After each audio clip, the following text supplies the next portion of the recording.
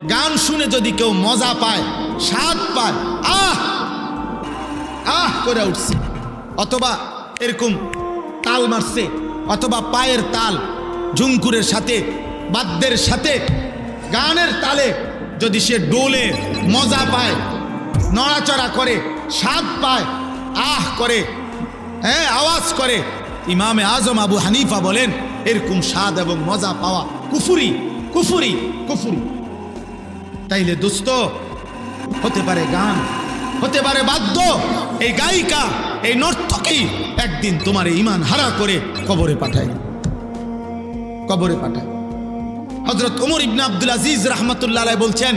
যে কলিজার ভিতরে আল্লাহর কোরআন আছে সেখানে গান থাকতে পারে না, আর যেই কলিজার ভিতরে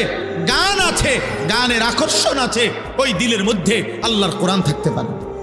লা ইয়াজতামিউ ফি কলবিন ওয়াহিদিন